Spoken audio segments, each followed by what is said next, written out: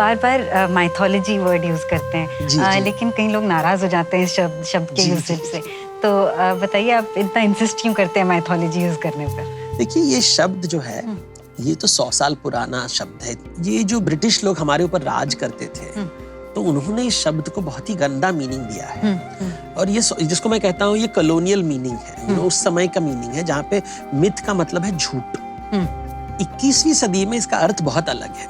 ये जो colonial meaning को हमको त्याग के कंटेम्पररी मीनिंग, मॉडर्न मीनिंग को लेना चाहिए, जिसका मतलब है निजी सत्य, व्यक्तिगत सत्य, मेरा सच, तुम्हारा सच, इसको मिथ कहते हैं। इंग्लिश में एक है कि ये फैक्ट है, ये सबका सच है।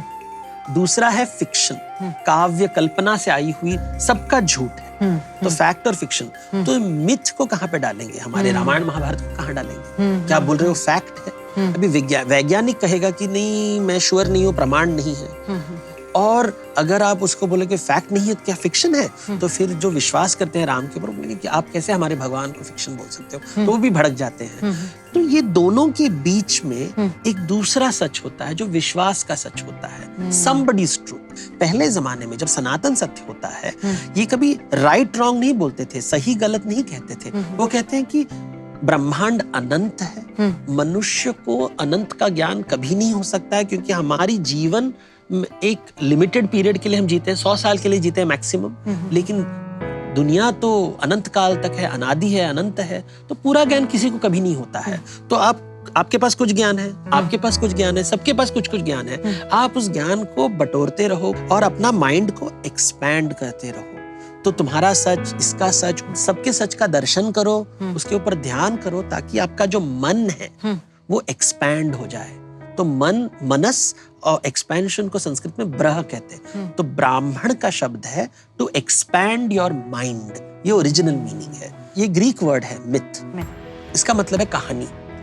और इस्तुआर जिसे हिस्ट्री वर्ड आता है वो भी उसका मतलब है कहानी। तो मिथ और हिस्ट्री का ग्रीक में सेम मीनिंग है। अगर मैं कहूँ कि मैंने जंगल में मोर देखा है नाचते हुए, आप कहोगे कि प्रमाण दो। मेरे पास प्रमाण नहीं है, अनुभव है, मैंने देखा उसको। तो अनुभव का मैं प्रमाण कैसे दूं? तो आप बोलोगे कि नहीं, तुम तो झूठ बोल रहे हो। लेकिन मैंने अनुभव किया, मैंने देखा उसको, प्रूफ नहीं दे सकता। तो फिर क्या मेरा सच सच है या झूठ है? वैसे ही अगर मैं कहूँ कि मैंने भगवान की अनुभव किया है, तो मैंने भगवान को देखा है, आप वैज्ञानिक तरीके से प्रमाण दो, नहीं दे सकते। तो क्या ये झूठ हो गया? मेरा अनुभव झूठ है?